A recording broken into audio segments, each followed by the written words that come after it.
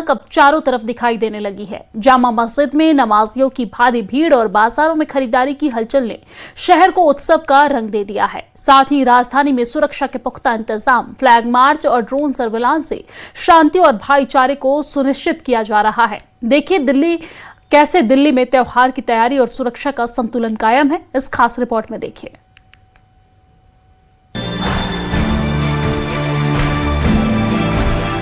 ये तस्वीरें दिल्ली के जामा मस्जिद से आई हैं, जहां नमाज के लिए भारी भीड़ देखने को मिली। नमाजियों ने रोजे के इस पाक महीने के आखिरी जुमा पर इबादत की और मुल्क की खुशहाली के लिए दुआएं मांगी। जी, जुम्मे की नमाज पढ़ गए, अलविदा। लास्ट जुम्मा है इस जुम्मे, मतलब कि इस रमजान में 5 जुम्मे पड़े हैं, कि लास्ट जुम्मा है अलविदा का। और कल ईद है, कल ईद है, तैयारी पूरी है, इंशाल्लाह ईद बनाएंगे कल इंशाल्लाह। बहुत अच्छा, बहुत मज़ा आया इस बार। अच्छा जी, बहुत बढ़िया रहा। रहमत का महीना था, बहुत अच्छा रहा। और ये रमजान में 2 अलविदा का जुम्मा पड़ा है, ये तकरीबन 100 साल के बाद आया है ये। जी। और कल ईद की क्या तैयारी है? कल की है माशाल्लाह, पूरी तैयारी है। पूरी तैयारी जी अल्हम्दुलिल्लाह। वो पढ़ने को ये तो सारे मुसलमानों के लिए, हिंदुस्तानी जितने भी भाई हैं, सबके लिए डबल खुशी हो गई। एक जुम्मे की खुशी और दूसरी ईद की खुशी, दोनों साथ साथ हो गई। माशाल्लाह बहुत अच्छा से, मौसम भी बहुत अच्छा है, ऊपर वाला भी हमारा साथ दे रहा है और गर्मी भी कम रही। रमजान बहुत अच्छा गुजरा, हम नहीं पूरी दुनिया के मुसलमानों का रमजान अच्छा गुजरा। अगर 29 रोजे होते, चांद नजर आया था कल, तो आज ईद होती। तो चांद नजर नहीं आया, तो आज नजर आएगा इंशाल्लाह, तो कल ईद है। इस वजह से हुआ, पूरी तैयारी है अल्हम्दुलिल्लाह। वहीं ईद उल फितर से पहले दिल्ली के बाजारों में खासी रौनक है। सभी बाजार खरीदारों की भीड़ से पट गया है। हालात ऐसे हैं कि पैदल चलना भी मुश्किल है। हालांकि बाजार पर महंगाई का थोड़ा असर दिख रहा है, लेकिन इसके बावजूद जरूरी सामान की खरीदारी से बाजार में उत्साह साफ झलक रहा है।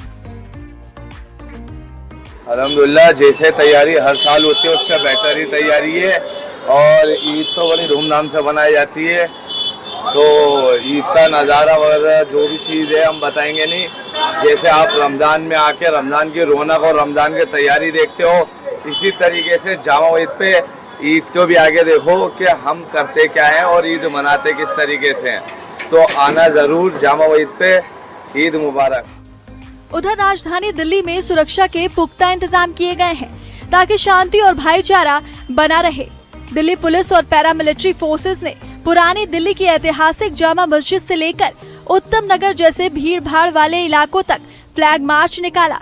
इस दौरान पुलिस की टीमें सड़कों पर उतरकर सुरक्षा का जायजा ले रही हैं और चप्पे चप्पे पर पैनी नजर रखने के लिए सर्विलांस और ड्रोन तकनीक का इस्तेमाल किया जा रहा है।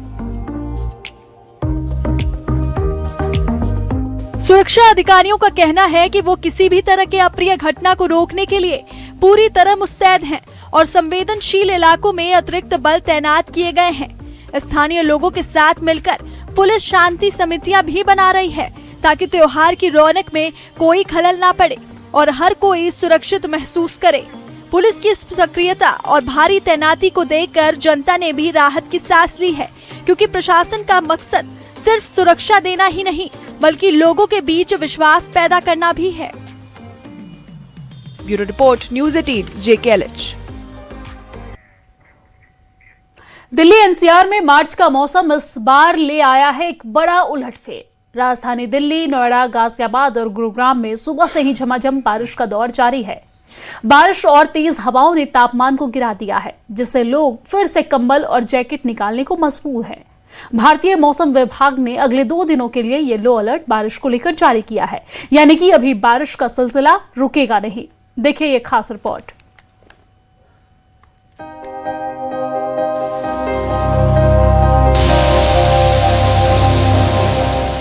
आमतौर पर मार्च में गर्मी शुरू होने लगती है, लेकिन इस बार मौसम के यू टर्न ने अचानक सबको हैरान कर दिया है।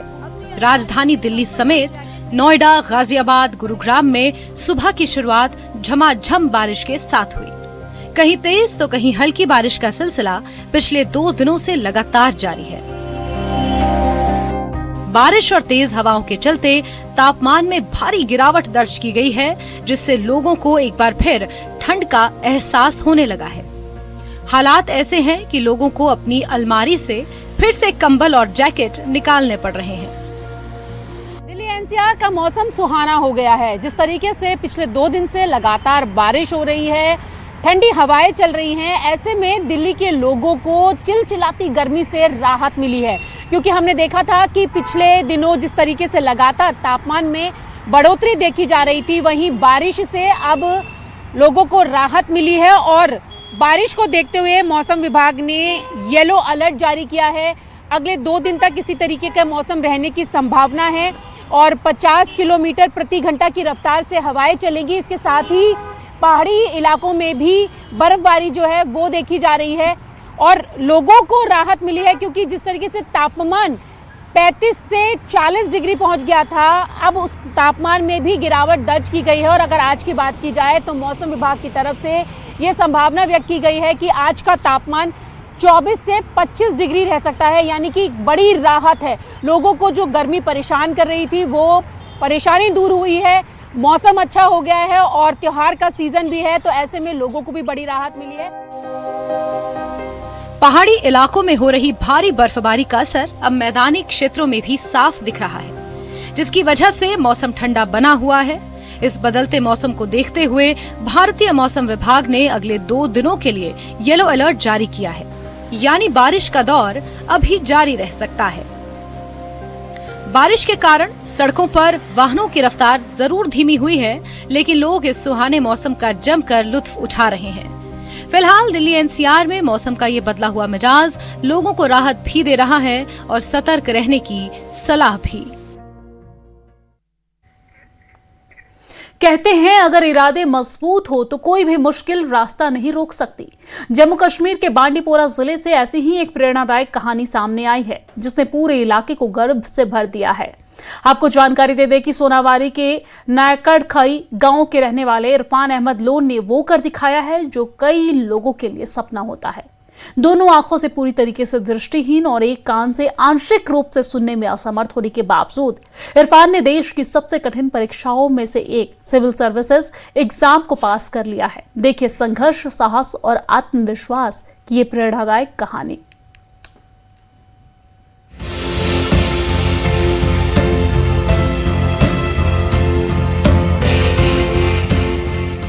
बांडीपुरा जिले के शांत और खूबसूरत इलाके नाइटखाई गांव से एक ऐसी कहानी सामने आई है जो हर किसी को प्रेरित कर रही है। इरफान अहमद लोन, जो दोनों आंखों से पूरी तरह दृष्टिहीन है और एक कान से आंशिक रूप से सुनने में भी असमर्थ है, उन्होंने अपनी मेहनत और हौसले से असंभव को संभव कर दिखाया है।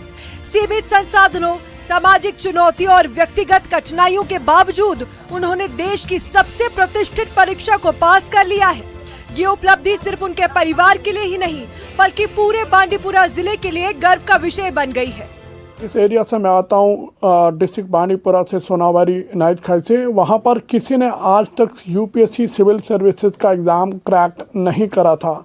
तो मैं अपने यूथ को, अपने नौजवानों को, अपने भाई बहनों को ये हौसला, ये उम्मीद, ये मोटिवेशन देना चाहता था कि जब इरफान अहमद लोन इस एग्ज़ाम को क्रैक कर सकता है तो डेफिनेटली आप में भी वो पोटेंशियल, इंस्पिरेशन है, वो कैपेसिटी है कि आप इस एग्ज़ाम को क्रैक कर सकते हो। तो फाइनली फिर 2025 की यूपीएससी सिविल सर्विसेज के एग्ज़ाम को 957 रैंक के साथ मैंने क्वालिफाई करा। इरफान की जिंदगी आसान नहीं रही। दृष्टिहीन होने के कारण उन्हें पढ़ाई से लेकर रोजमर्रा की जिंदगी तक कई चुनौतियों का सामना करना पड़ा, लेकिन उन्होंने कभी भी अपनी शारीरिक सीमाओं को अपनी पहचान नहीं बनने दिया।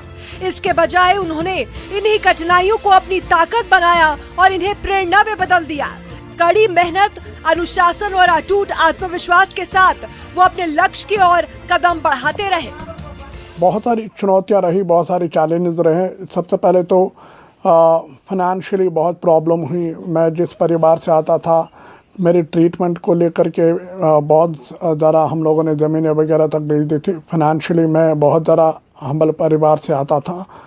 दूसरा कि जैसे जैसे मैंने ज़िंदगी के आगे बरस बिताए तो जो मेरी सर्जरी वगैरह हुई थी तो उसकी वजह से मेरी हेयरिंग लॉस भी हुआ, बहुत ज़्यादा हेयरिंग लॉस हुआ, तो मुझे हेयरिंग एड यूज़ करना पड़ता है, कान की मशीन, तो वो भी एक चैलेंज था। और तीसरा चैलेंज कि जब हम बाहर जाते हैं देहरादून, दिल्ली वगैरह में, तो एक कश्मीरी नौजवान के लिए वहाँ का वेदर, वहाँ का खान पान, वहाँ का कल्चर और बहुत सारी चीज़ें खुद को एडजस्ट करना एक चुनौतीपूर्ण एक कार्य होता है। लेकिन मैं खुदा का शुक्रिया अदा करता हूँ कि मतलब मुझे वो हौसला, वो ताकत दी कि मैं सारी चुनौतियों को पार पाते हुए अपने सपनों को साकार कर पाया। इरफान की सफलता सिर्फ एक परीक्षा पास करने तक सीमित नहीं है, ये उन हजारों युवाओं के लिए उम्मीद की किरण है जो परिस्थितियों से घबराकर अपने सपनों को अधूरा छोड़ देते हैं। इरफान की कहानी ये बताती है कि अगर इरादे मजबूत हों तो कोई भी बाधा रास्ता नहीं रोक सकती। उनकी उपलब्धि ने पूरे बांडीपुरा जिले को गर्व से भर दिया है और आज उनका गांव उन्हें एक प्रेरणा के रूप में देख रहा है। इरफान अहमद लोन हमेशा से आत्मनिर्भर जीवन जीने में विश्वास रखते हैं। उन्होंने कभी खुद को दूसरों पर बोझ नहीं माना, बल्कि हमेशा अपने पैरों पर खड़े होने की कोशिश की। इतना ही नहीं, वे आज भी अन्य दिव्यांग लोगों की मदद और मार्गदर्शन करते हैं ताकि वे भी आत्मविश्वास के साथ अपने जीवन में आगे बढ़ सके। उनका मानना है कि अगर सही अवसर और समर्थन मिले तो दिव्यांग लोग भी समाज में उतना ही योगदान दे सकते हैं जितना कोई और। 2022 में मैंने पंजाब नेशनल बैंक में पहली अपनी नौकरी की शुरुआत करी। वो बहुत ज़रूरी था कि मैं खुद को मतलब जल्दी इस्टेब्लिश करूं, मैं खुद को सपोर्ट करूं, फैमिली को सपोर्ट करूं फाइनेंशियली। 2022 में मेरी नौकरी की शुरुआत हुई। 2023 में मेरी दूसरी सरकारी नौकरी लगी LIC में, असिस्टेंट एडमिनिस्ट्रेटिव ऑफिसर WO की जॉब। तो वहाँ पर मैं अभी दिल्ली में ही पोस्टेड था, वहाँ मैं काम कर रहा था। तो लेकिन एक कसक थी, फाइनेंशियली मॉनेटरी टर्म्स में मैं बहुत ज़्यादा एम्पावर हो गया था। इरफान का कहना है कि दुनिया के कई हिस्सों में दृष्टिहीन और दिव्यांग लोगों के लिए आधुनिक तकनीक, शिक्षा और सहायता के बेहतर साधन उपलब्ध हैं, लेकिन जम्मू कश्मीर में अभी भी ऐसी सुविधाएं सीमित हैं। इरफान का मानना है कि दिव्यांग बच्चों को दया नहीं बल्कि अवसर और प्रोत्साहन की जरूरत होती है। मेरी जर्नी 95 से चालू होती है। 95 में मैं बॉर्न हुआ एक आम फैमिली में, नाइट खाई सोनावारी, नॉर्थ कश्मीर डिस्ट्रिक्ट बांडीपुरा में ये एरिया है। तो मेरा जन्म हुआ एक नॉर्मल परिवार में और मैं पहले स्टार्टिंग में नॉर्मल था।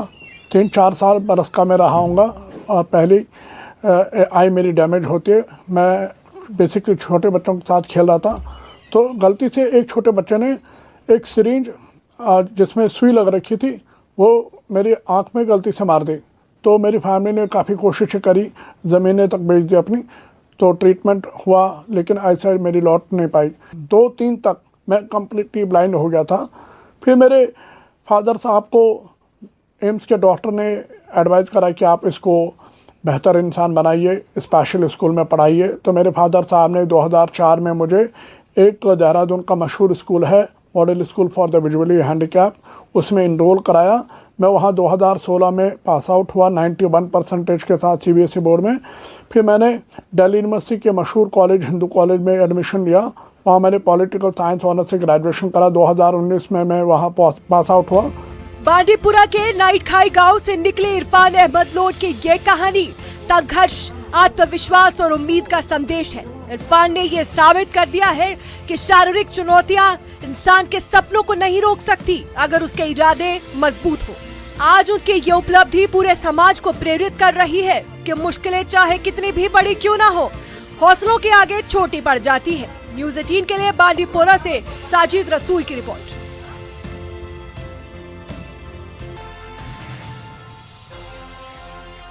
और खास रिपोर्ट में फिलहाल के लिए इतना ही। मुझे दीजिए इजाजत। नमस्कार।